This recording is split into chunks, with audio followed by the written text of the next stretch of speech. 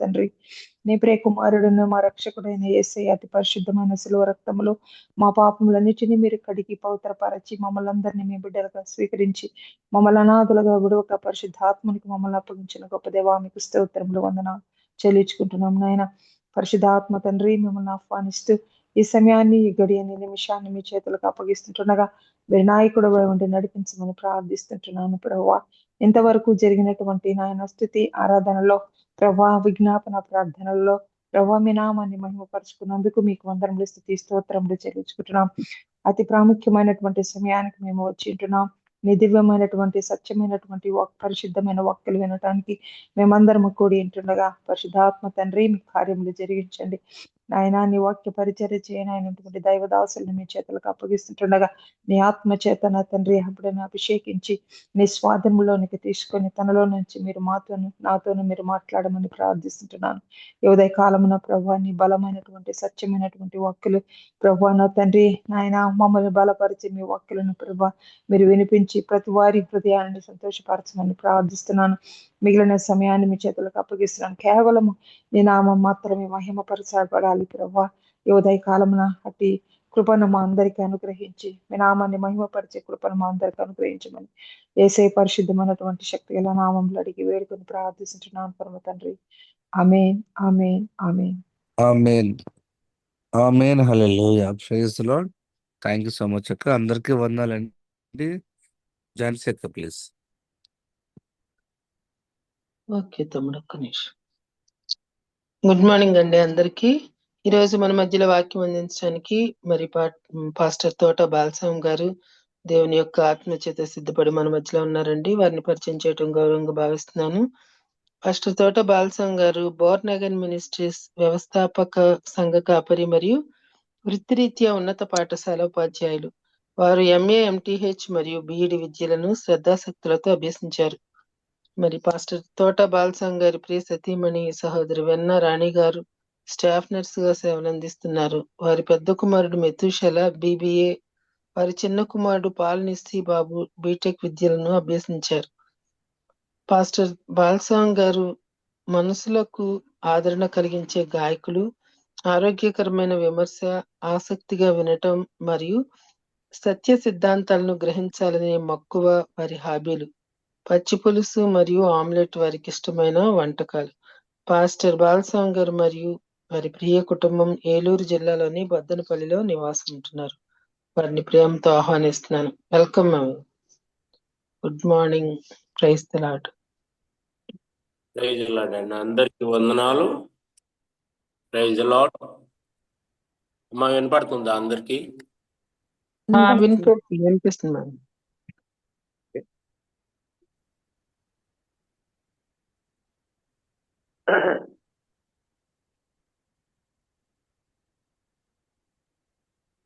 ప్రభు అయిన యేసుక్రీస్తు నామంలో మీ అందరికీ కూడా వందనాలు తెలియజేస్తూ ఉన్నాను. దేవుడు ఈ ఉదయకాల సమయంలో మనందరితో కూడా వాక్యము ద్వారా మాట్లాడి మనలను హెచ్చరించడానికి ఇష్టపడుతూ ఉన్నాడు. గమనించుకుందాం.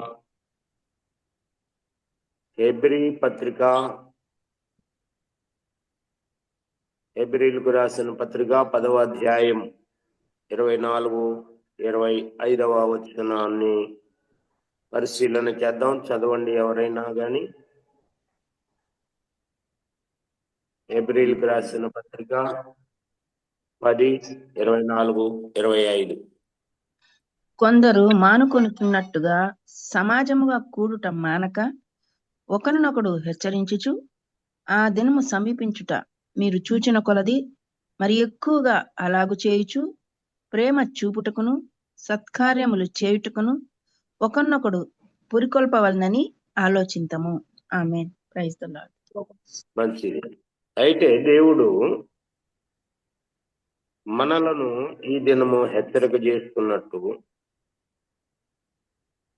దేవుని యొక్క హెచ్చరికలను మనం ఖాతరు చేయనటువంటి వారముగానే మిగిలిపోతా ఉన్నాం. కొందరు మానుకొనుచున్నట్టుగా అంటున్నాడు. అంటే దేవుని యొక్క సంఘములో అవయవములుగా ఉన్నటువంటి మనం దేవుని యొక్క పరిచర్యలో పాల్గొనవలసినటువంటి మనం దేవుని యొక్క చిత్తమును అనుసరించవలసినటువంటి మనం ఇవి చేయకుండా మానుకుంటూ ఉన్నామని హెచ్చరిక జరుగుతుంది. ఇక్కడ మానుకోకూడదు అనేదే దేవుని యొక్క ఉద్దేశం కదా. ఎందుకు మానుకుంటున్నాం? ఇవాళ మానవలసినటువంటి అవసరం ఏముంది? దీనిలో స్వార్థము అనేటువంటిది పేర్కొనటం వల్ల పేరుకుపోయి స్వార్థం ఎవరికి వాళ్ళే సపరేట్ అవుదామని చూసుకుంటా ఉన్నారు.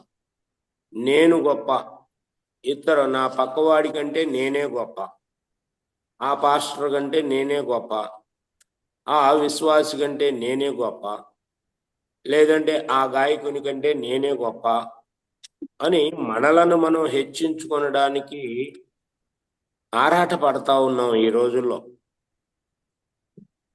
మనకు మనముగా ఆరాట పడటానికి దేవుడు మనల్ని ఏర్పాటు చేసుకోలేదు.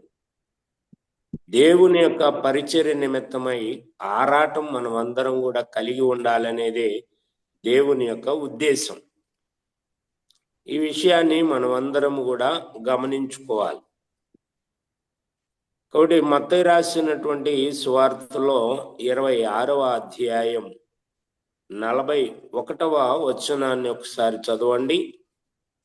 మత్తయి సువార్త 26వ అధ్యాయము 41వ వచనంలో ఏం చెప్తున్నారో, మీరు శోధనలో ప్రవేశించకుండానట్లు మెలకువగా ఉండి ప్రార్థన చేయుడి.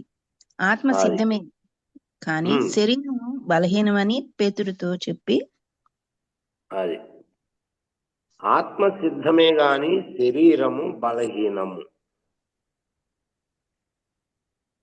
మీరు శోధనలో ప్రవేశించకుండునట్లు మెలకువగా ఉండి ప్రార్థన చేయమని ప్రభువారు ఎంతగానో మరి శిష్యులను కోరి ఉన్నాడు. కానీ శరీరము బలహీనంగా ఉండడం వల్ల, అంటే బలహీనం అంటే ఏదో నేర్చపడిపోయి అని కాదు, కానీ ఎందుకంటే వాళ్ళు అప్పటికే పుష్టిగా తిన్నున్నారు. కడరాత్రి భోజనంలో పుష్టిగా తిని ఉన్నారు వాళ్ళు. దానివల్ల శరీరము బలహీన పడలేదు వాళ్ళకి. వారి యొక్క శరీరం ఎప్పుడు కూడా నిద్రను కోరుకుంటా ఉంటది, లేదంటే శరీర ఆశలను కోరుకుంటా ఉంటది. ఒకవైపేమో ప్రభువు మాత్రం ఆయన ఎంతో వేదనతో ఉన్నట్టుగా అక్కడ మనం చూస్తున్నాం. గెత్సెమనే అనేటువంటి వనము అన్నాడు. గెత్సెమనే అనేటువంటి పదానికి అర్థం నలగగొట్టబడటం కదా. అంత వేదనతో ఉన్నాడు ప్రభు. మరి ప్రభు వారి యొక్క వేదన అర్థం చేసుకోలేనటువంటి స్థితిలో ఇక్కడ ఆ శిష్యులు ఉన్నట్టుగా మనం చూస్తా ఉన్నాం. మనకు లోకంలో ఒక సామెత ఉంది, ఎద్దు పుండు కాకికి ముద్ద అంటారు. ఎద్దుకు పుండు ఉంది, కాకి వచ్చి దాన్ని పొడుస్తూ ఉంటది, దానికి ముద్దేం కాదు కదా. అలాగే ప్రభువారు వేదనతో ఉన్నప్పుడు ఆ వేదనలో పాలు పంచుకోవటానికి సహకరించటానికి కూడా వీరి శరీరము సహకరించకుండా వారు నిద్రమత్తులై ఉన్నారు అని ప్రభువారు వారికి తెలియజేస్తూ హెచ్చరిక చేస్తూ ఏమంటున్నారు,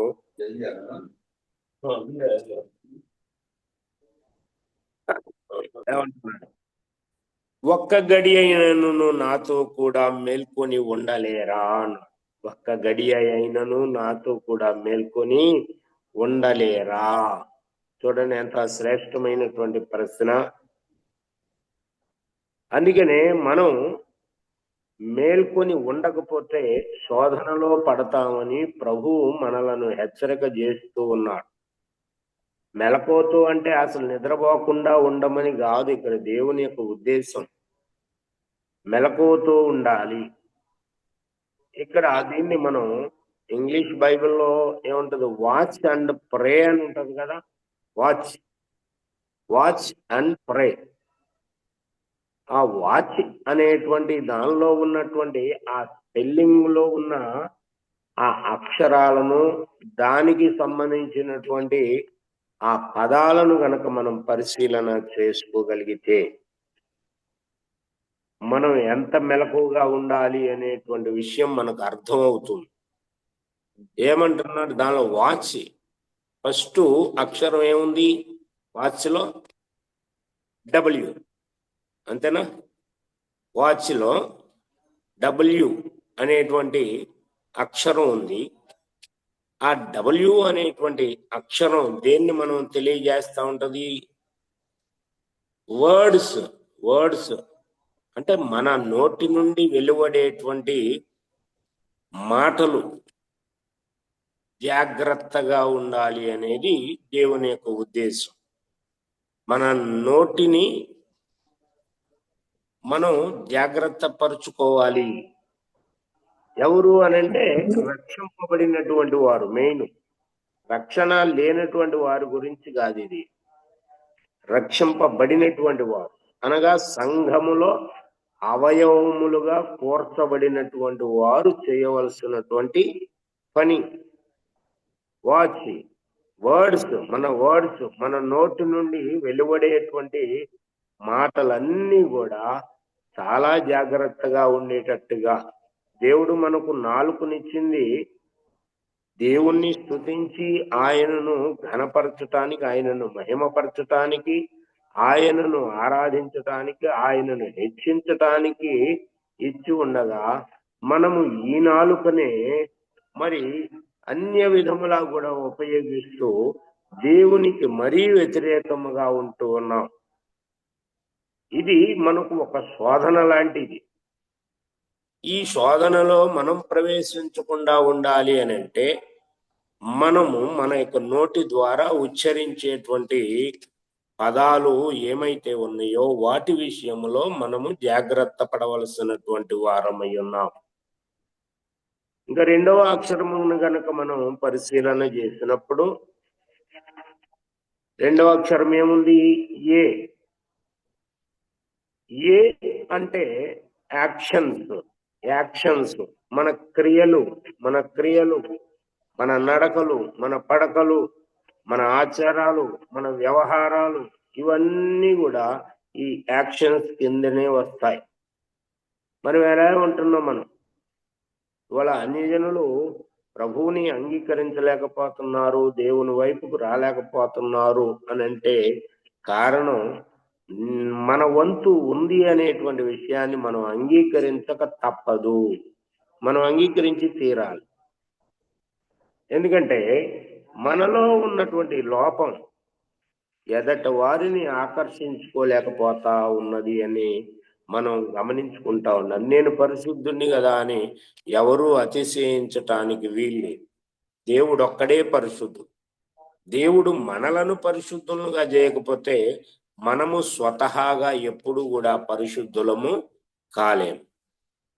కాబట్టి మన యొక్క యాక్షన్స్, మన క్రియలు ఎలా ఉంటున్నాయి? రక్షింపబడినటువంటి మనకు, క్రీస్తు యేసులో బాప్తిస్మం పొందినటువంటి మనము ప్రవర్తించవలసినటువంటి తీరు ఎలా ఉండాలి అనేటువంటి విషయాన్ని మనముగానే పరిశీలన చేసుకోవాలి. వ్యక్తిగత పరిశీలన అనేటువంటిది చాలా ప్రాముఖ్యమైనటువంటి విషయం. ఎందుకంటే అక్కడ మెలకువ అనేటువంటి విషయంలో మనం దీనిని గనక నిర్లక్ష్యము చేస్తే సంఘములో మనం ఎవరిని కూడా చేర్చలేం, ఎవరికి కూడా మనము సత్య సువార్తను ప్రకటించలేం, అనేకులను ప్రభు వైపుకు మనం నడిపించలేం. కాబట్టి ఈ విషయాన్ని ప్రత్యేకముగా మనమందరము కూడా గ్రహించవలసినటువంటి బిడ్డలమై ఉన్నాం. మూడవదిగా మనం అక్షరాన్ని పరిశీలన చేసినప్పుడు ఏముంది? అక్షరం మూడవది T. T refers to thoughts మన ఆలోచనలను చూపిస్తా ఉంటాం. మన ఆలోచనలు ఎలా ఉన్నాయి?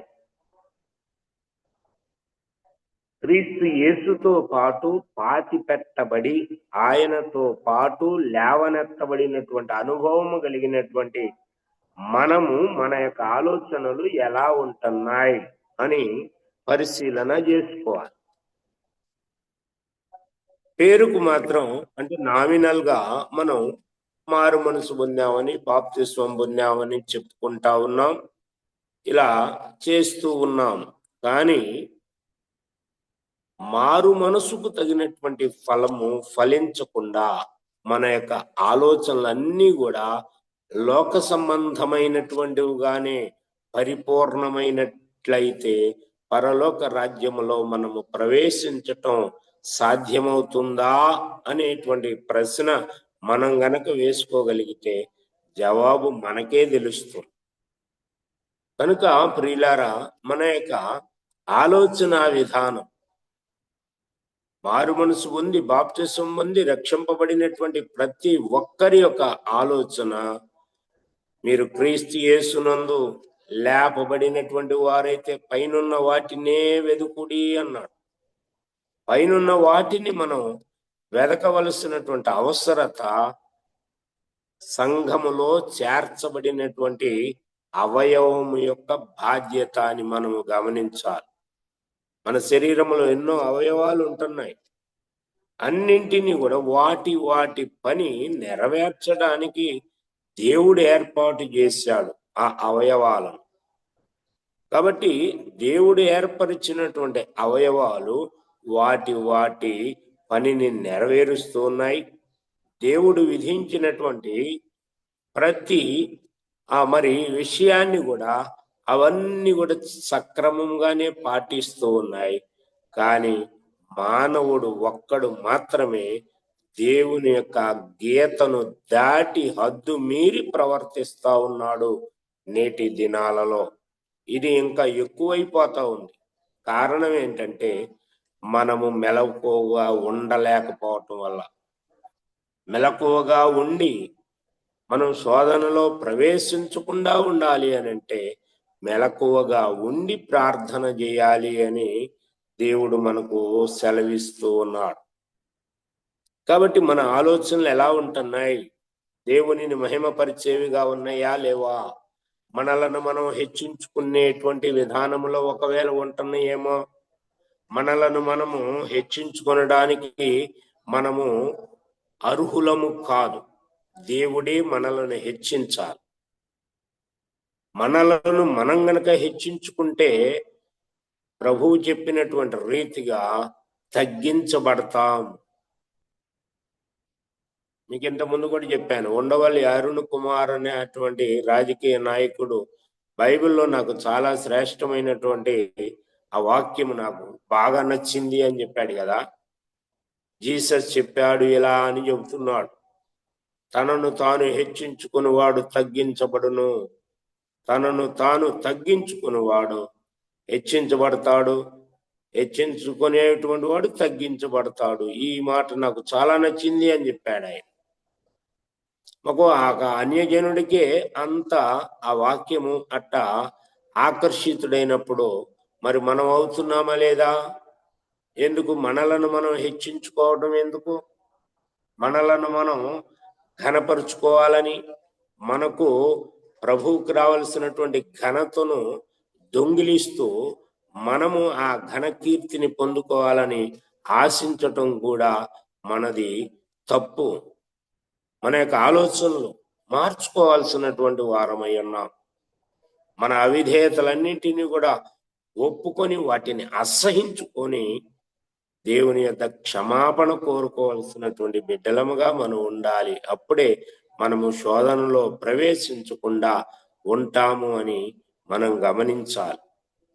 ఇవాళ ప్రతి దానికి కూడా క్రైస్తవులమైనటువంటి మనమే, క్రీస్తును అంగీకరించినటువంటి మనమే శోధనలో ప్రవేశించినట్టయితే ఒక అన్యజనుడి యొక్క సంగతి ఎలా ఉంటుంది మరి? అది కూడా మనం ఆలోచన చేసుకోవాలి. కాబట్టి మన ఆలోచనలు అన్నీ కూడా దేవునికి చెరపట్టబడేటువంటి విధములో ఉండాలి. మన ఆలోచన విధానం అంతా కూడా దేవునికి చెరపట్టబడాలి. వాటిలో ఏ ఒక్కటి కూడా వృధా కాకూడదు మన యొక్క ఆలోచనలు. తర్వాత అక్షరం ఏముంది? C. C refers to character. మన యొక్క శీలాన్ని అది తెలియపరుస్తుంది. మన శీలాన్ని జాగ్రత్త పరుచుకోవాల్సినటువంటి వారమై ఉన్నాం. పాత నిబంధన గ్రంథములో అయితే వ్యభిచారం చేస్తేనే పాపము అని వ్రాయబడి ఉంటే, కొత్త నిబంధనలో ప్రభువారు చెప్పింది ఏంటి? వ్యభిచారము చేస్తేనే పాపము కాదు, అదిగో ఆ చూపుతో చూస్తేనే పాపము అని హెచ్చరిక చేయబడింది కదా. కాబట్టి పాత నిబంధన కష్టమా, కొత్త నిబంధన కష్టమా ఫాలో అవ్వడానికి అని అంటే కొత్త నిబంధనే కష్టం. పాత నిబంధన కొట్టివేయడానికి ప్రభువు వచ్చాడని మనం ఏం తలంచక్కర్లేదు. కొట్టివేయటానికి నేను రాలేదన్న. ధర్మశాస్త్రమును కొట్టివేయ వచ్చితనని మీరేమీ తలంచవద్దు. ధర్మశాస్త్రాన్ని నెరవేర్చడానికి నేను వచ్చాను అన్నాడు ఆయన. ధర్మశాస్త్రం అనేటువంటిది ఒకవేళ లేకపోతే మనం అందరం కూడా నిత్య నరకానికి వెళ్లాల్సినంత అవసరం ఏమి ఉండదు. ధర్మశాస్త్రం, దేవుడు ధర్మశాస్త్రమును బట్టి తీర్పు తీరుస్తాడంతే. అంటే ఎవని క్రియలను బట్టి వానికి ప్రతిఫలమును ఇస్తానికి దేవుని యొక్క జీతము సిద్ధముగా ఉంది కనుక మన యొక్క క్యారెక్టర్ ఎలా ఉంటుంది, మన శీలము ఎలా ఉంటుంది పరిశీలన చేసుకోవాలి. మనలను మనమే పరిశీలన చేసుకోవాలి. ఇలా పరిశీలన చేసుకోకపోవటం వల్లే మానుకుంటూ ఉన్నాం. సంఘములో కలవడానికి, సంఘముతో సహవాసం చేయటానికి మనము మానుకునేటువంటి బిడ్డలముగా ఉంటున్నాం. దేవుడు మానుకోమని మనకు చెప్పటం లేదు కదా. కొందరైతే సమాజముగా కూడుట మానుకుంటూ ఉన్నారు. మానుకోవద్దు. ఒకరినొకరు హెచ్చరించండి అంటున్నాడు. ఒకడికి ఒకడు బుద్ధి చెప్పుకోండి అంటున్నాడు. ఇవాళ ఎవరైనా బుద్ధి చెప్పే వాళ్ళు ఉంటే, ఎవరైనా హెచ్చరిక చేసేవాళ్ళు అంటే వాళ్ళ మీద కోపము, ద్వేషం పెంచుకుంటున్నాం మనం. వాళ్ళు అది మన క్యారెక్టరా? మరి అలాంటి క్యారెక్టర్ మనం వృద్ధి చేసుకుంటామా?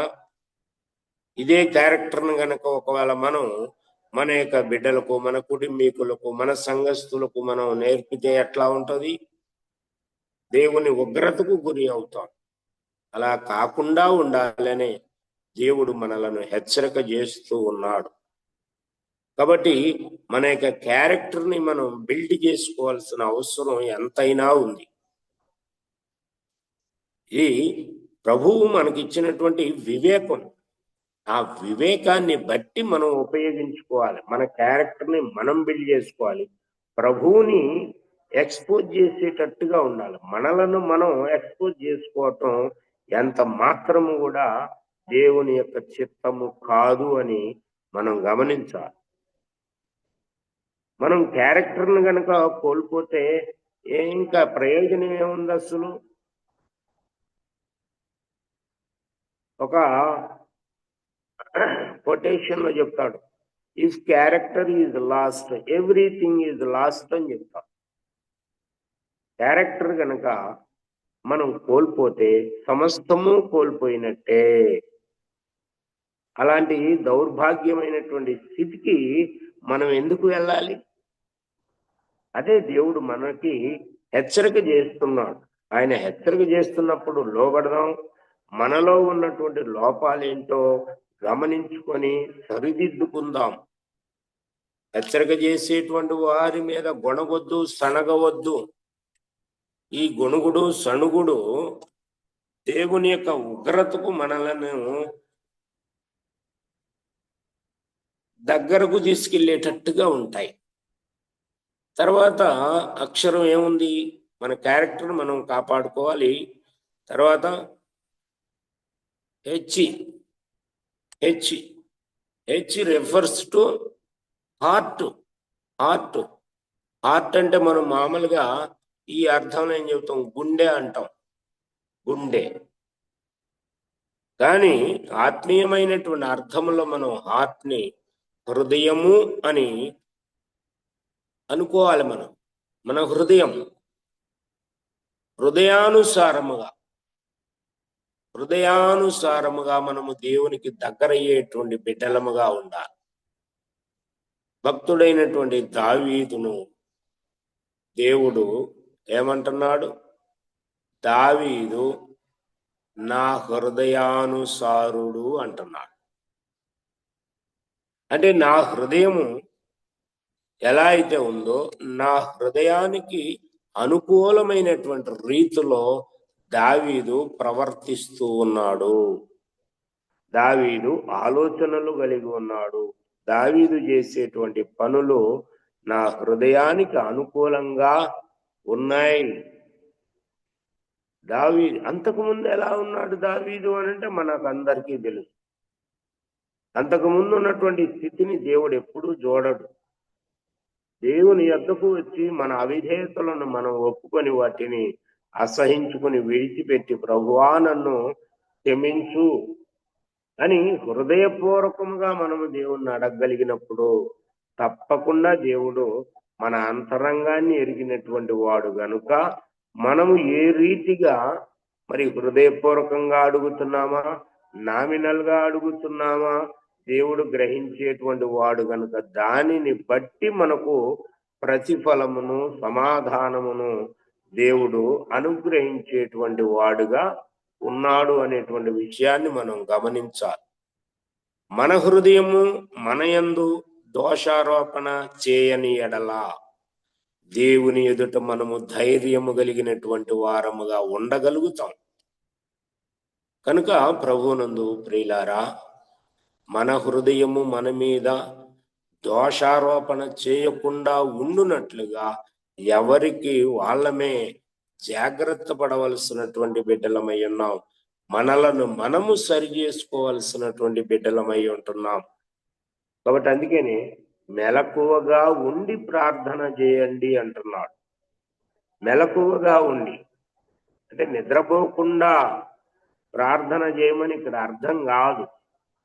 మనము ఏ విషయములలో జాగ్రత్తగా ఉండాలో, మన మాటల్లో కానీ, మన యొక్క క్రియల్లో కానీ, మన యొక్క ఆలోచనల్లో కానీ, మన యొక్క ఆ శీలం విషయంలో కానీ, మన యొక్క హృదయము విషయంలో కానీ మనము జాగ్రత్తగా ఉండకపోతే మనము ఎంత ప్రార్థన చేసినా కూడా వ్యర్థమే అవుతుంది అని మనము గమనించాలి. గంధపు చెక్కలను మోసినటువంటి గాడిద, వినాలి, గంధపు చెక్కలను మోసినటువంటి గాడిద ఆ గంధపు సువాసనను ఎలా గ్రహించలేదో, దేవుని యొక్క వాక్యమును చదువుతూ ఉన్నటువంటి మనము దేవుని యొక్క చిత్తమును ఒకవేళ మనం గ్రహించలేకపోతే మనం కూడా అలాంటి గాడిదలను పోలి ఉన్నాము అని మనం గ్రహించుకోవాలి. కనుక ప్రియులారా, ఆ లోతైనటువంటి ఆ అర్థాన్ని మనం గ్రహించాలి. మనము క్రైస్తవులము అని చెప్పుకుంటున్నాం. క్రైస్తవులము అని చెప్పుకున్నప్పుడు ఎవడైనను క్రైస్తవుడైనందుకు ఆ పేరును బట్టే బాధ అనుభవించాలి. ఉదయమనే లేచిన దగ్గర నుండి మనము రాత్రి నిద్రపోయే వరకు కూడా మన యొక్క దైనందిన జీవితంలో ఏదో ఒక లోపము మనలను వెంటాడుతూనే ఉంటది. ఏదో ఒక బలహీనత మనలో ఉంటది. అయితే ఆ బలహీనతను కూడా జయించేటువంటి బిడ్డలముగా మనం ఉండాలి అంటే సర్వమును జయించినటువంటి, లోకమును జయించినటువంటి యేసు వైపు మనం చూడాలి.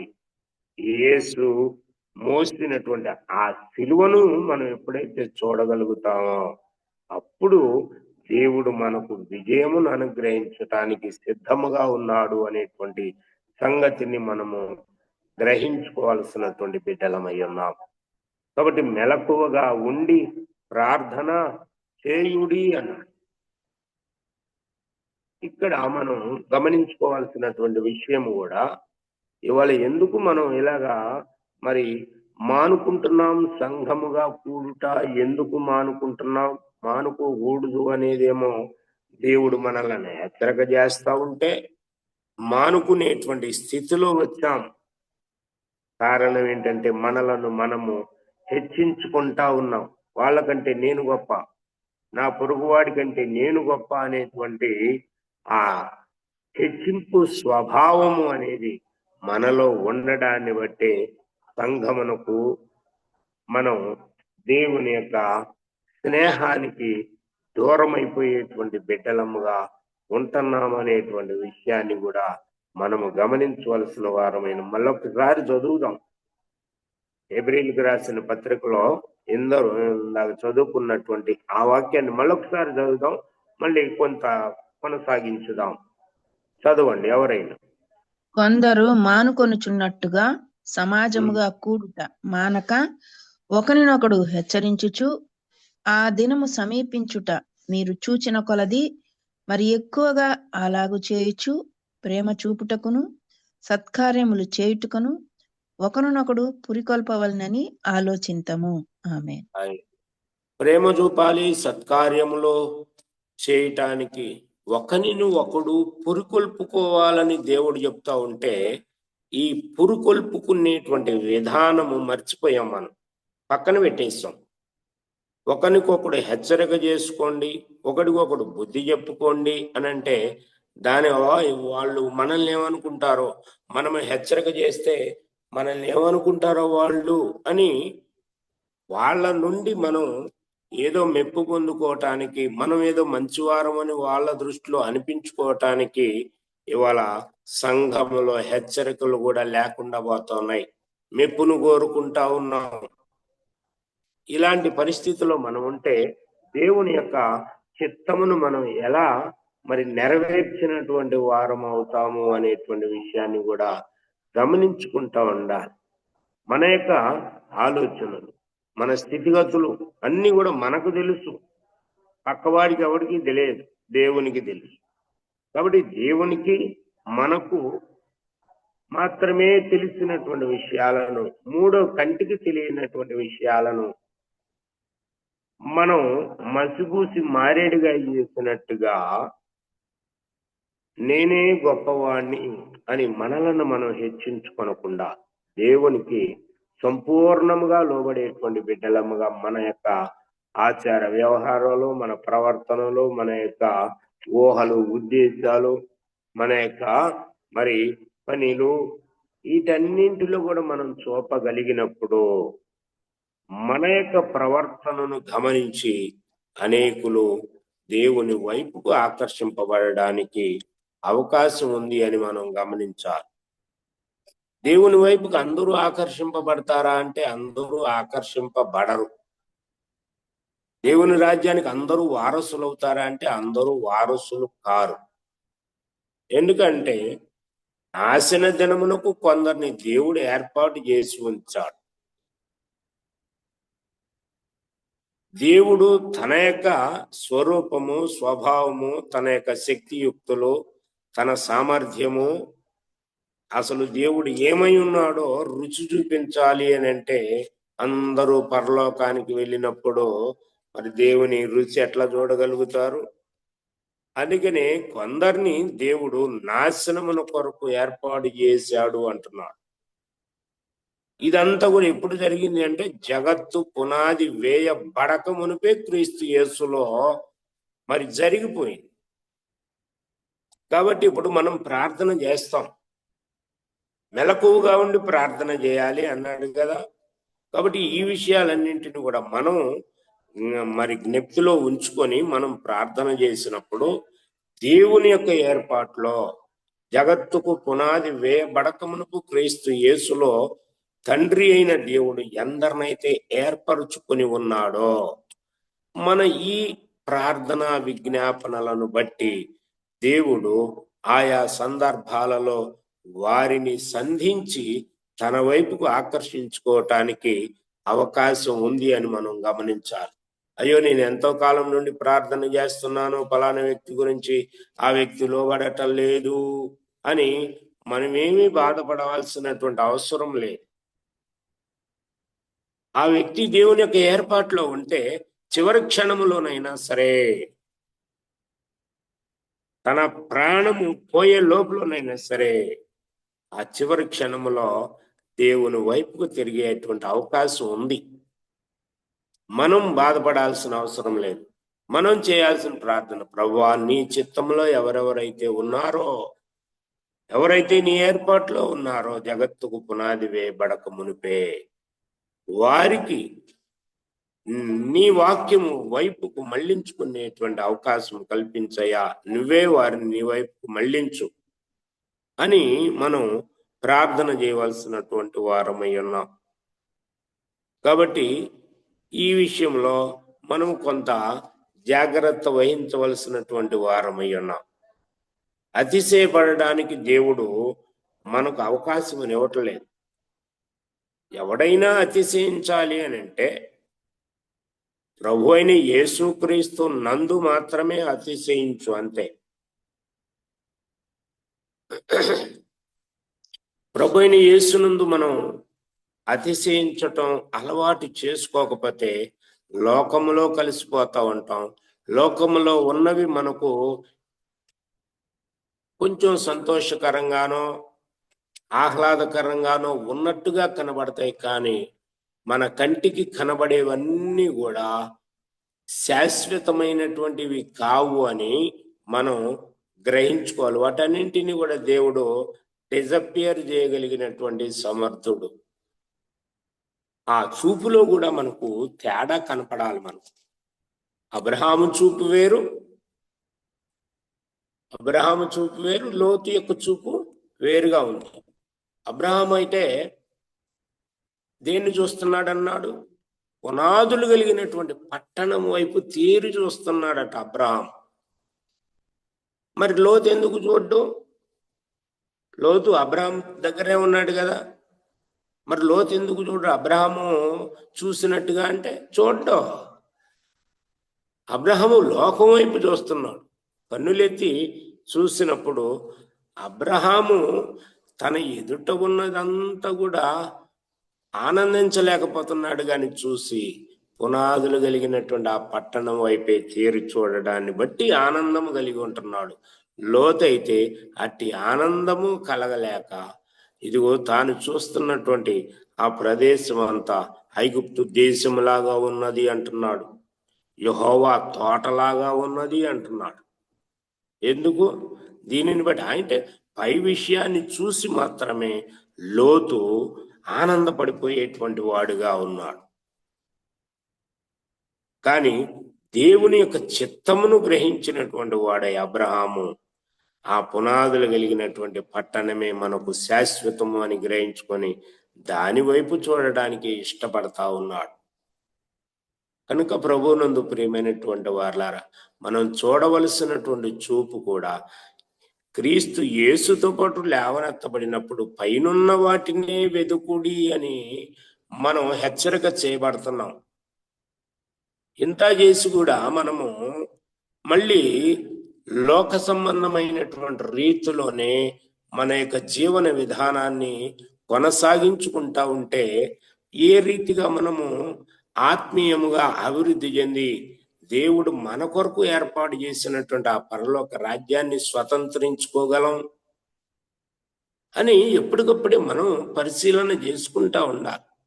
తనను తాను పరీక్షించుకుని వాడు దేవుని యొక్క చిత్తమును నెరవేర్చగలుగుతాడే తప్ప దేవునికి వ్యతిరేకముగా ఆలోచన చేసేటువంటి వాడు దేవుని చిత్తాన్ని ఎలాగ నెరవేర్చగలుగుతాడు?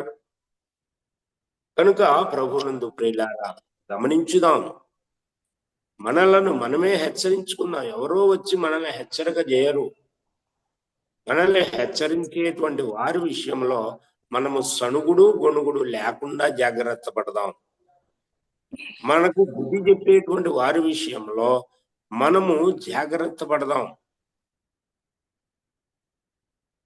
సణుగుడు గొణుగుడు ఒకవేళ మనం కలిగి ఉంటే అది దేవునికి ఇష్టమైనటువంటి పని కాదు. అది దేవునికి ఇష్టమైనటువంటి మనస్సు కాదు. ఒకవేళ పైకి మనం వాళ్ళ ఎదుట సనగకపోయినా గొనగకపోయినా మన అంతరంగంలో సణుక్కున్నామో గొనుక్కున్నామో అనుకోండి, అది మనం హార్ట్ అని చెప్పుకున్నాం ఇందాక, హృదయం. మన హృదయంలో నుండి వచ్చినటువంటి ఆ ఆలోచనది, మన హృదయంలో వచ్చినటువంటి ఆ యొక్క తలంపది సణుగుడు గొణుగుడు అనేది. కాబట్టి పరిశుద్ధుల యొక్క గద్దింపులు తైలాభిషేకములు అని ఎవరైతే అనుకోగలుగుతారో వాళ్ళు తమ తమ జీవితాలను మార్చుకోగలుగుతారు, దేవునిని మహిమపరచగలుగుతారు. నాతాను ప్రవక్త వచ్చి దావీదును హెచ్చరిస్తున్నప్పుడు దావీదు ఎంతగా లోబడ్డాడో. మనకు 3 పూట్ల తినటానికి తిండి ఉంటే మనం అసలు లెక్క చేయం, కానీ దావీదు మహారాజు, అంతటి మహారాజు దగ్గరకు వచ్చి మరి దేవుని యొక్క ప్రవక్త నాతాను వచ్చి మాట్లాడుతున్నప్పుడు అతి దుర్మార్గుడు నువ్వే అని హెచ్చరిక చేస్తున్నప్పుడు, నన్నే అంటావా? తన రాజ్యాధికారాన్ని మరి ఉపయోగించి, తన రాజరికమును ఉపయోగించి, ఎవరక్కడ అంటే ఎంతో మంది వస్తారు, ఇగో ఈ వ్యక్తి యొక్క తలను నరికేయండి అంటే నరికేస్తారు. అంతటి సమర్థుడు మరి దావీదు. కానీ ప్రభు యొక్క వాక్యము, ఆ హెచ్చరిక అనేటువంటిది దావీదును తల వంచేటట్లుగా చేసింది. ఎంత గొప్ప సంగతి చూడండి. నాతాను ప్రవక్త గనక వచ్చి దావీదును హెచ్చరించకపోతే దావీదు యొక్క ఆగడాలు ఇంకా ఎక్కువైపోయి ఉండేవేమో, మనకు తెలియదు. ప్రవక్త వచ్చి హెచ్చరిక చేస్తున్నప్పుడు ఎంతగా లోబడ్డాడు. మనము కూడా లోబడటం వల్ల మనకు వచ్చేటువంటి నష్టమేమీ ఉండదు, లాభం తప్ప. లాభమే కలుగుద్దే తప్ప నష్టం అనేది కలగదు లోబడితే. కాబట్టి పెద్దలు చెప్తా ఉంటారు, వేలంట వంచితే వెన్నపూస వస్తుందట. వేలు వంచితే అంటే ఇంతకుముందు ఆ చల్లకామలు పెట్టి చేసేవాళ్ళు, కర్రకు చల్లకామ కట్టి ఆ కుండలో పెట్టి దాన్ని తిప్పుతూ ఉండేవాళ్ళు, పెరిగేది. ఆ వెన్నపూస తీయాలి అని అంటే వేలు వంచాల. అది అంటే మనం కూడా ఫలితాన్ని, ప్రభువు నుండి మనం ఫలితాన్ని మనం అనుభవించాలి అని అంటే ఒదిగి ఉండడం, లోబడి ఉండడం అనేటువంటిది, ఆ విధేయత అనేటువంటి విషయాన్ని మనము అర్థం చేసుకోవాలి, లోబడుతూ ఉండాలి నిరంతరము కూడా. కానీ లోబడనటువంటి వాళ్ళు ఇవాళ సంఘములో ఎంతో మంది ఉంటున్నారు. లోబడినటువంటి తత్వం, మనలను దేవుడు సంఘములో ఏ ఏ అవయవములుగా ఏర్పాటు చేశాడో దానిని బట్టే మనము అతిశయించేటువంటి బిడ్డలముగా ఉండాలి. దానిని బట్టే మన పని మనము జరిగించేటువంటి వారముగా ఉండాలి అనేది దేవుని యొక్క చిత్తం. కొందరు వాక్యోపదేశం చేయటానికి దేవుడు వారికి అవకాశం ఇస్తాడు. వాళ్లకు ఇచ్చినటువంటి తలాంత అది అనుకోండి. కొందరు పాటలు పాడేటువంటి తలాంత ఇస్తాడు దేవుడు, పాటలు పాడండి. కొందరికి ప్రార్థన చేసేటువంటి తలాంతని ఇస్తాడు, చేయండి. అంటే ఎవరికి అప్పగించినటువంటి పనిని వారు నిర్వహించాలి.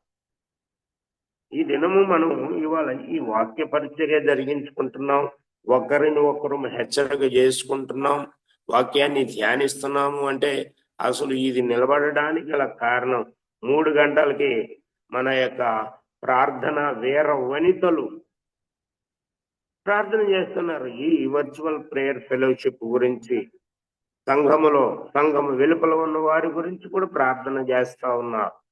3 గంటలకే లేచి ప్రార్థన చేస్తున్నారు. మరి వారితో సహకరించేటువంటి బిడ్డలు కొందరున్నారు.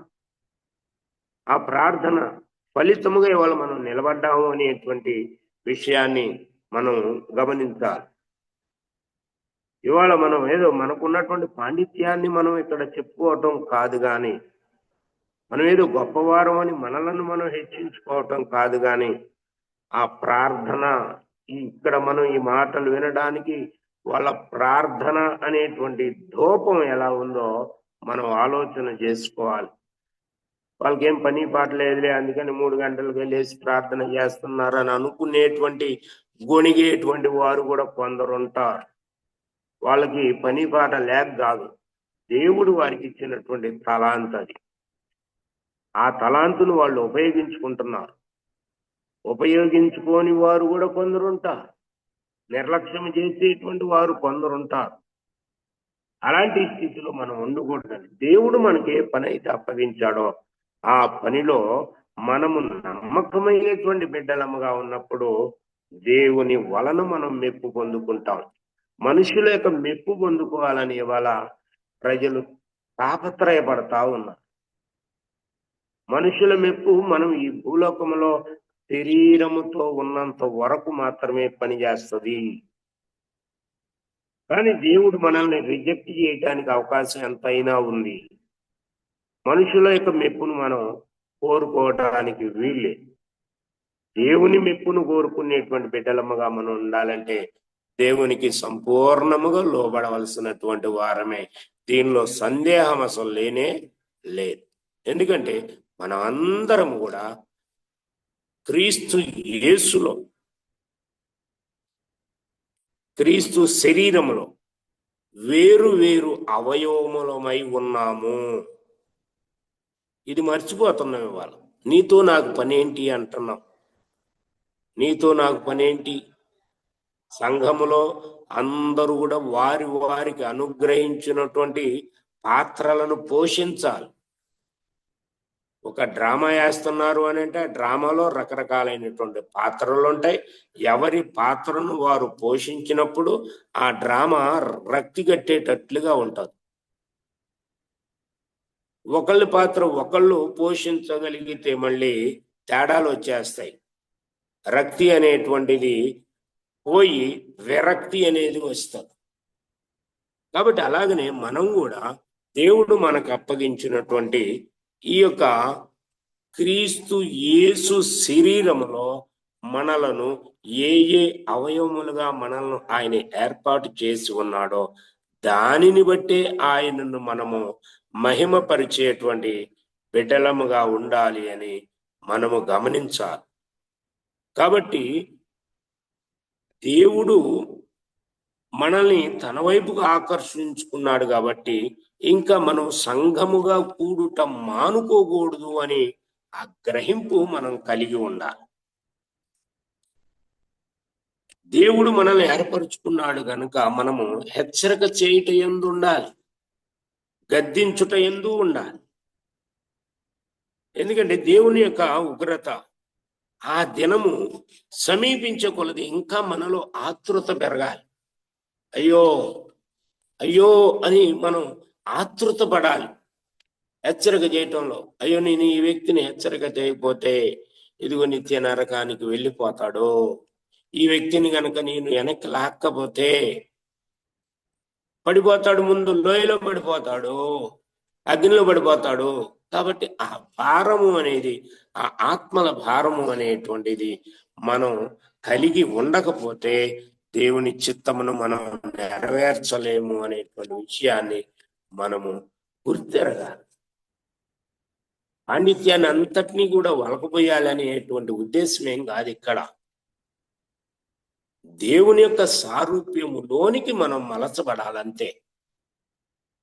పౌలు గారి యొక్క ప్రసవ వేదన అదే చెప్తున్నాడు. క్రీస్తు స్వరూపము మీ యందు ఏర్పడి వరకు నాకు మరలా ప్రసవ వేదన కలుగుతున్నది అంటున్నాడు. అంటే క్రీస్తు స్వరూపము మనలో ఏర్పడాలి అని అంటే మనము ఇందాక ఆ ఇంగ్లీష్ లో చెప్పుకున్నటువంటి ఆ వాచ్ అనేటువంటి దానిలో ఉన్నటువంటి ఆ పదాలు ఏమైతే ఉన్నాయో ఆ పదాలకు అర్థాలు ఏమైతే ఉన్నాయో, వాటి యొక్క ఆ ఆంతర్యం ఏమైతే ఉన్నాయో వాటన్నిటిని బట్టి మనం పరిశీలన చేసుకుంటే క్రీస్తు యేసు యొక్క సారూప్యములోనికి మనం మలచబడతాం. పౌలు గారు ఒక శిల్పి అని మనం అనుకోవాలి.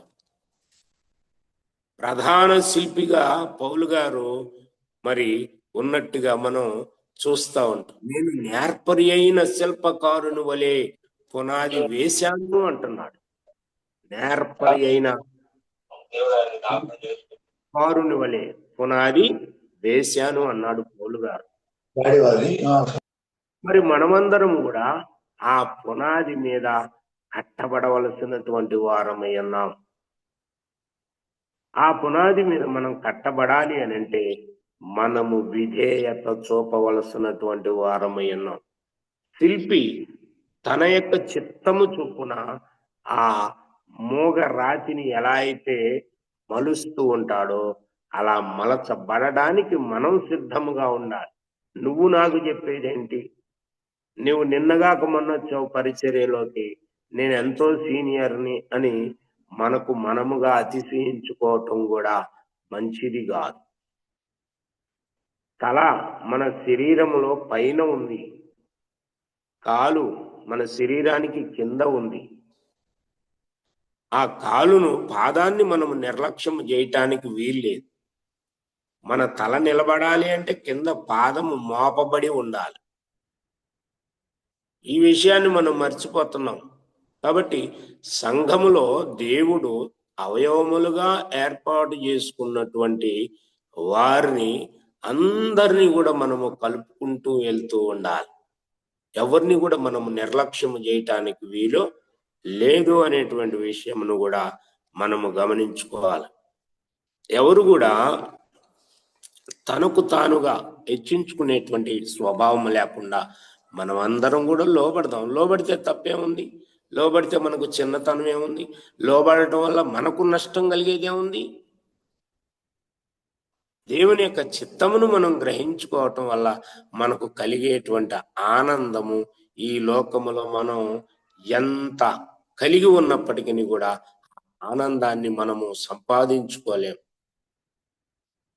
కాబట్టి భౌతికమైనటువంటి ఈ లోక సంబంధమైనటువంటి ఈ ఆడంబరములతో కూడినటువంటి ఈ జీవితాలు జీవించటం గొప్ప విషయం కాదు, కానీ దేవునికి నమ్మకమైనటువంటి ప్రీతి పాత్రమైనటువంటి బిడ్డలముగా మనము జీవించడం అనేటువంటిది దేవునికి ఇష్టమైనటువంటి స్థితి అని మనము గమనించుకోవాలి. లోకము వైపు చూడకుండా, లోక ఆశల వైపు చూడకుండా యేసు వైపు, యేసు మోసినటువంటి శిలువ వైపు మనం నిజంగా చూడగలిగితే మనకు పరలోక ఆనందము ఈ భూలోకంలోనే మనం అనుభవించగలుగుతాం. ఆ సమాధానం మనం అనుభవించగలుగుతాం. కనుక మరి ఈ జూమ్ మీటింగ్ లో ఎందరైతే బిడ్డలు మరి 34 మంది ఉన్నట్టుగా ఉంది. మరి బిడ్డలందరూ కూడా సంపూర్ణముగా లోబడదాం. మనము దేవుని యొక్క చిత్తమును గ్రహించి దాని ప్రకారంగా నడవడం వల్ల దేవుని యొక్క ఏర్పాట్లో ఎవరెవరైతే ఉన్నారో మనకు తెలియదు, కానీ మన ప్రవర్తనను బట్టి, మన యొక్క ఆలోచన విధానమును బట్టి, మన యొక్క మాటలను బట్టి, మన క్రియలను బట్టి, మన యొక్క శీలమును బట్టి అంతా కూడా మనలను పరీక్షిస్తూ ఉంటారు. కొందరు చెప్తా ఉంటారు, క్రైస్తవ జీవితము అంటే సంతలో సొరకాయ లాంటిది అని. సంతలో సొరకాయ, సంతలో ఏ కాయని కూడా గుచ్చి చూడరు, కానీ గోరులతో సొరకాయని మాత్రమే గుచ్చుతూ ఉంటారు. అది ముదురుదో లేతదో గ్రహించుకోవటానికి గుచ్చుతారు. అన్ని ఆ గోరుతో గిచ్చినటువంటి ఆ ఘాట్లే ఉంటాయి ఆ సొరకాయకి. కాబట్టి అలాగే క్రైస్తవుడు కూడా క్రైస్తవుడినే చూస్తూ ఉంటారు లోకం అంతా కూడా. వాళ్ళు అంతగా చూస్తూ ఉన్నప్పుడు మనం వాళ్ళకి దొరకకుండా జాగ్రత్త పడటమే. మనం జాగ్రత్త పడాలి. మనుషులతో జాగ్రత్త పడటం మాత్రమే కాదు, కానీ ఆకాశము నుండి దేవుడు మనలను పరిశీలించుతున్నాడు కాబట్టి దేవునికి కూడా మనము దొరకకుండా సిద్ధపడేటువంటి బిడ్డలముగా ఉండాలనేదే మనం ఈ దినము నేర్చుకోవాల్సినటువంటి విషయం. దేవుడు మనల్ని పరిశీలిస్తున్నాడు. మన అంతరంగాన్ని పరిశీలించగలిగినటువంటి వాడు దేవుడు. Man looks at the face but God looks at the heart అంటాడు. అంతే కదా, మానవుడు పై విషయమును మాత్రమే లక్ష్య పెడతాడు, కానీ దేవుడు హృదయాన్ని చూస్తాడు అంటున్నాడు. కాబట్టి మన హృదయము మన యందు దోషారోపణ చేయకుండిన ఎడల మనకు మేలు. మన హృదయము మన యందు దోషారోపణ చేయకుండా ఉండేటట్టుగా మన యొక్క ప్రవర్తన అంతా కూడా మనము మరి కాపాడుకోవాల్సినటువంటి వారమై ఉన్నాం. అందుకని వాచ్ అండ్ ప్రే అని మనము ఈ దీనిలో ఉన్నటువంటి ఈ పదాల యొక్క అర్థాలన్నీ కూడా మనము గమనించుకుంటూ నిత్యము కూడా మనలను మనమే పరీక్షించుకుందాం. ఎవరో మనల్ని పరీక్ష చేయటం కాదు, కానీ దేవుడు పరీక్ష చేస్తూనే ఉన్నాడు మనల్ని. దేవునికి దొరకకుండా జాగ్రత్త పడదాం. ఆ పరలోక రాజ్య మహిమలో మనం అందరము కూడా యుగ యుగాలు కూడా ఆయనతో పాటు ఉండాలి అనేది దేవుని కోరిక కాబట్టి, దేవుని యొక్క చిత్తము కాబట్టి ఈ రీతిగా మనం కొనసాగించుకుంటూ మానుకునేటువంటి బిడ్డలముగా కాకుండా, సమాజముగా కూడుట మానుకోకుండా ఒకరిని ఒకరము హెచ్చరిక చేసుకుంటూ దేవునికి సంపూర్ణముగా ఆ దినము సమీపించుట మీరు చూచుకొలది. మరి ఎక్కువగా అలాగు చేయటం అంటే సమాజముగా కూడుట మరి మానుకోవద్దు. సమాజముగా కూడటం అలవాటు చేసుకోండి. ఆ దినము సమీపించకొలది అంట. ప్రేమ చూపుట యందును సత్కార్యములు చేయుటకును ఒకనికొకడు పురికొల్పుకోలవలనని ఆలోచింతము అంటున్నాడు. ప్రేమ చూపుకోవాలి. ప్రేమ ఇవాళ అంత్య దినాలు కాబట్టి అంత్య దినములలో అనేకుల ప్రేమ చల్లారిపోతుంది అని లేఖనము ద్వారా మనము హెచ్చరిక చేయబడుతున్నాం. చల్లారిపోయేటువంటి ప్రేమ కలిగినటువంటి వారముగా మనం ఉండకుండా, ప్రేమ ఎప్పుడు చల్లారుద్ది అని అంటే మనలో స్వార్థము పేరుకున్నప్పుడు ప్రేమ చల్లారిపోతుంది. ఎదటివాడంటే మనకు గిట్టనప్పుడు మనలో ప్రేమ చల్లారిపోతుంది.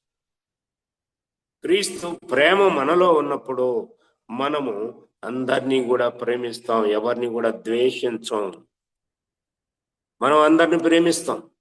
అందరినీ ప్రేమించటం వల్ల దేవుని యొక్క ఏర్పాట్లో ఈ ఇళ్లలో ఎవరైతే ఉన్నారో వాళ్ళు దేవుని వైపు ఆకర్షింపగా పడతారు. అందుకని ఒక పాటలో ఏమంటున్నాడు, ప్రేమ లేని వాడనైనా నేను వ్యర్థుడను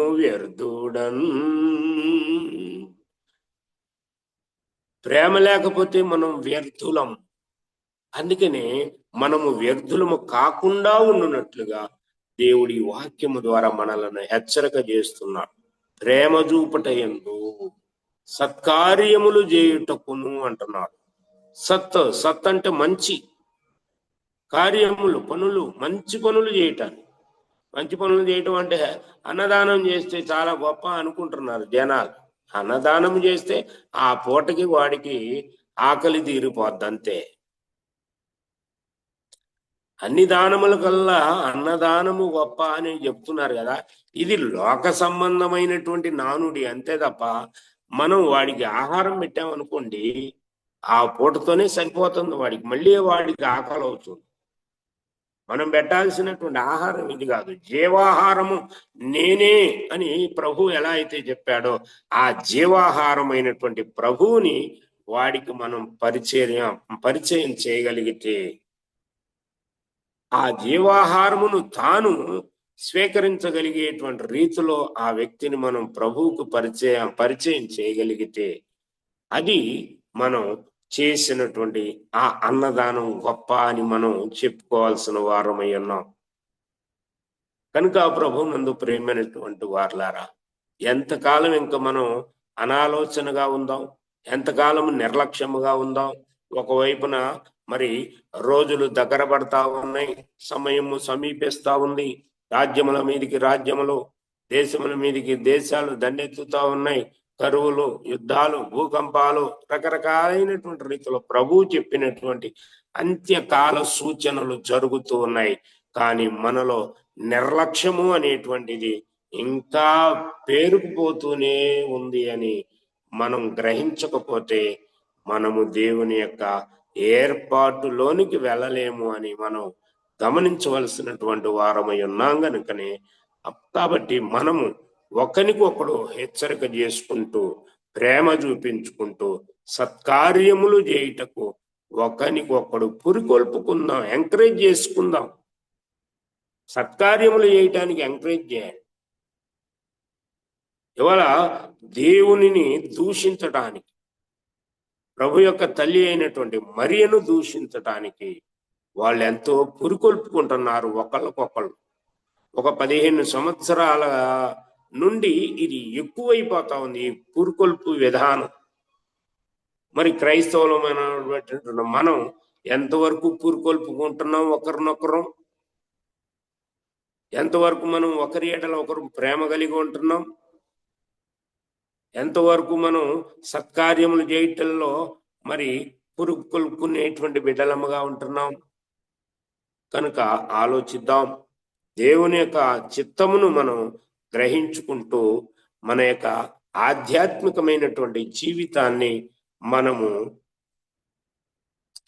కొనసాగించాలనేటువంటి ఉద్దేశంతోనే ఈ ఉదయకాల సమయంలో ప్రేమపూర్వకముగా మిమ్మల్ని అందరినీ కూడా హెచ్చరిక చేస్తూ మరి మాటలు ముగిస్తూ ఉన్నాను. దేవుని చిత్తమైతే మరలా మరొకసారి మనం అందరం కూడా కలుసుకుందాం. మరి నాకైతే రాత్రి ఎప్పుడో చాలా లేటుగా మరి తెలియజేశారు. జాన్సన్ గారు ఫోన్ చేశారట. నాది ఫోన్ బ్యాలెన్స్ అవటం వల్ల నేను మరి అందుబాటులో లేకపోవటం వల్ల మరి మా మిసెస్ రాణి గారికి ఝాన్సీ ఫోన్ చేసి మరి రేపు వాక్యం చెప్పాలి, చెప్తావా అంటే నేను ఎప్పుడూ రెడీగానే ఉంటాను. నేను కాదనేటువంటి వాడిని కాదు. దేవుని చిత్తం మనకు తెలిసినటువంటి విషయాలు ఒకరినొకళ్ళం పంచుకుందాం, ఒకరినొకళ్ళం హెచ్చరిక చేసుకుందాం. దేవుని యొక్క సారూప్యంలోనికి మనం అందరం కూడా మరి పౌలు గారు ఆశించినటువంటి రీతిలో మనం అందరం కూడా మలచబడాలి అంటే మనం అందరం కూడా విధేయత చూపవలసినటువంటి బిడ్డలమై ఉన్నాం. దేవుడి కొద్ది మాటలు మనందరి వినికిడిలో ఫలింపు చేయునుగాక. Praise the lord. మీ అందరికీ వందనాలండి. Praise the lord. Praise the lord. Thank you. మరి చక్కని వర్తమానం. కొందరు మానుకున్నట్టుగా సమాజంగా మానుకోవద్దని, శరీరం బలహీనంగా ఉన్న ఆత్మ సిద్ధంగా ఉండాలని దేవుని విషయాలలో మరి కనిపెట్టి ప్రార్థన ఎలా చేయాలో, మన మాటలు, క్రియలు, ఆలోచనలు, మన క్యారెక్టర్, మరి మన హృదయం దేవునికి ఎలా దగ్గర అవ్వాలో, దేవునికి ఎలా విధేయత చూపాలో, అలాగే మనుషుల పట్ల కూడా విధేయత చూపుతూ ఒకరినొకరు ఎంకరేజ్ చేసుకుంటూ ఎలా ఉండాలో వివరించినందుకు వర్చువల్ ప్రేయర్ ఫ్యామిలీ తరఫున మీకు ప్రత్యేక వందనాలు తెలియజేస్తున్నాను. మన మధ్యలో ఉన్న పాస్టర్ మురళీ బాబాయ్ గారు ముగింపు ప్రార్థన, పరలోక ప్రార్థన ఆశీర్వాదం ఇవ్వాల్సిందిగా కోరుతున్నానండి. జాన్సన్ వాళ్ళ బంధువు ఒక పాపకి చికెన్ ఫాక్స్ వచ్చింది. ఆమె మెంటల్లీ హ్యాండిక్యాప్డ్ అండి. 13 years పాప, చాలా ఇబ్బంది పడుతుంది. పాప గురించి కూడా ప్రార్థనలో జ్ఞాపకం చేసుకోమని కోరుతున్నాను. దయగలిగిన తండ్రి, కృపగలిగిన శిక్షకు బంగారు పదాలకు వందనాలు, స్తోత్రాలు తెలుస్తున్నాం. ఉదయ కాల వేళలో చిన్న ముందుగా మీ పాదానికి మీరు ఇచ్చిన శ్రేష్టమైన సమయాన్ని బట్టి మీకే వందనాలు, స్తోత్రాలు. ఇంత పర్యంతమైనా మీ దీనదాసులు బాలస్వామి గారు నిలువ పెట్టుకున్నారు. శ్రేష్టమైన అద్భుతమైన వాక్యాన్ని మీరు మాకు అందించే రీతిని బట్టి మీకే వందనాలు, స్తోత్రాలు చేస్తున్నాం. విత్తబడిన వాక్యానికి నీరు కట్టండి, ఫలింప చేయండి. ఆ వాక్యాన్ని నాయన మేము ఆలోచించి ఆ వాక్యానుసారంగా జీవించడానికి సహాయం దయచేయండి. వాక్యం అంతటిని కూడా తండ్రి మా జీవితాలకు మేము అన్వయించుకొని ఆ వాక్య ప్రకారంగా జీవిస్తూ అనేక మందికి మాదిరికరంగా ఉండడానికి సహాయం తెచ్చామని కూడా ప్రార్థిస్తున్నాము. నాయన జూమ్ కూడికి ఏర్పాటు చేసి అనేక మంది బిడ్డలను ఉదయకాల వేళ మీ పాదాల చెంతకు రావడానికి మీరు సాధనంగా వాడుకుంటున్నటువంటి బాబీని బట్టి, బాబీకి సహకరించినటువంటి ఝాన్సీని బట్టి, చెల్లి ప్రసీదాన్ని బట్టి, అలాగేనైనా స్వరూపును బట్టి, తమ్ముడు స్వరూపును బట్టి, కోరి కమిటీని బట్టి, తేజాన్ని బట్టి మీ పాద సన్నిధికి వస్తున్నాను ఆయన. బిడ్డలందరినీ మీరు ఆశీర్వదించండి. ఈ పరిచర్య ఆగకుండా జీవితకాలం కొనసాగడానికి సహాయం దయచేయమని కూడా ప్రార్థిస్తున్నా. మరి ఆయన ఒక ప్రార్థన విన్నపాన్ని మీ పాదాలు చెంత పెడుతున్నాను. నేను పాప తండ్రినైనా చికెన్ పాక్స్ తో బాధపడుతున్నారు. అవిడ మీరు తాకండి. అయినా మీ మాటల స్వస్థత ఉందనైనా, మీ స్పర్శలో స్వస్థత ఉంది, మీ చూపులో స్వస్థత ఉందనైనా. ఆ బిడ్డకు స్వస్థత అనుగ్రహించండి. అరికాలు మొదలుకొని నన్నెత్తి వరకు నాయన సంపూర్ణ స్వస్థత మీరు అనుగ్రహించండి. నరాల్లో, కండరాల్లో, చీలమండలాల్లో సత్తును ప్రసాదించండి. ఆ వ్యాధిని దూరపరచండి తండ్రి. ఆ బిడ్డ కోలుకొని మిమ్మల్ని మయంపరచడానికి సమయం దయచేయమని కూడా ప్రార్థిస్తున్నాం. భారం కలిగిన ప్రార్థించిన బిడ్డలందరిని బట్టి కూడా మీ సన్నిధికి వస్తున్నాం. అటు బిడ్డలందరూ కూడా మీరు ఆశీర్వదించండి, దీవించండి. వారి కుటుంబాల్లో మేలు దయచేయమని కూడా ప్రార్థిస్తున్నాం. అలాగనే తండ్రి మా మధ్యలో ఉన్నటువంటి సహోదరు సుధాకర్ రెడ్డి గారు ఆయన మహిం ప్రవేశం చేసినారు. ఆ బిడ్డను బట్టి, ఆ బిడ్డ కుటుంబాన్ని బట్టి కూడా మీ సన్నిధికి వస్తున్నాం. వారికి కూడా ఊరట కలిగించండి, నెమ్మది కలిగించండి. అలాగే ప్రియ అక్క ప్రసన్నక్కని బట్టి కూడా మీ సన్నిధికి వస్తున్నాం. మీరు ఆ బిడ్డను పిలుచుకున్నారు. ఆ బిడ్డ కూడా మహిమలో ఉందని మేము నమ్ముతండి. ఆ బిడ్డ నాయన బంధువులందరికీ ఆ బిడ్డ సహకరిస్తున్నటువంటి వారి బంధువులందరికీ మీరు సహాయంగా ఉండమని, ఊరట కలిగించమని ప్రార్థిస్తున్నాము నాయన. మా దేవ, మేమందరం ఇలాగ మానకుండా ఉదయకాల వేళలో మీ పాదశాల చింతకు రావడానికి, మీ మాటలు వినటానికి ప్రతి ఒక్క బిడ్డను మీరు లేవనెత్తమని కూడా ప్రార్థిస్తున్నాం. అయినా మా దేవ, నాయన ఎన్నిక లేని వారు తండ్రి, మా కొరకు మీరు పడిన పాటలని మీ జ్ఞాపకం చేసుకోవడానికి సహాయం దయచేయమని ప్రార్థిస్తున్నాం. మా అందరి పాపాల కొరకు తండ్రి మీరు 2020 సంవత్సరాల క్రితం లోకానికి శరీరధారిగా వచ్చారు. ఆ కలువరి శిలువలో పడరాని పాటలు పడ్డాడు, అనేక హింసలు అనుభవించి మీరు మమ్మల్ని అందరినీ మీ రాజ్య వారసులుగా చేయటానికి మీరు పడిన శ్రమలని మీ జ్ఞాపకం చేసుకోవడానికి సహాయం దయచేయమని ప్రార్థిస్తున్నాను. మా నాయన ఈ జూమ్ కుడికి పార్టిసిపేట్ చేసిన ప్రతి బిడ్డ యొక్క కుటుంబాల్లో ఉన్నటువంటి ఆందోళన పరిస్థితులను దూరపరచండి, అనారోగ్య పరిస్థితులను దూరపరచండి, ఆర్థికపరమైన ఇబ్బందుల నుండి నాయన దూరపరచమని మా కొరకు శిలువలో తన ప్రాణాన్ని బలిగిపెట్టిన మా ప్రభువును, మీ ప్రియ కుమారుడు, లోకరక్షకుడు, మా ప్రాణ విమోచకుడు యేసుక్రీస్తు వారి నామాన్ని అడిగి వేడుకొని ప్రార్థిస్తున్నాను తండ్రి. ఆమె పరలోకమందున్న మా తండ్రి, నీ నామం పరిశుద్ధపరచబడును గాక, నీ రాజ్యం వచ్చును, నీ చిత్తం పరలోకమందు నెరవేర్చినట్లుగా భూమి మీదను నెరవేరును గాక. మా దినాహారం దయచేయండి, మా అపరాధం చేసిన వారిని మీకు సంబంధించిన ప్రకారం అపరాధములు క్షమించండి, సోదరునికి తెకాదుష్టుడు తప్పించండి. రాజ్యము, శక్తి, మహిమ నిరంతరం మీరైనారు తండ్రి. ఆమేన్.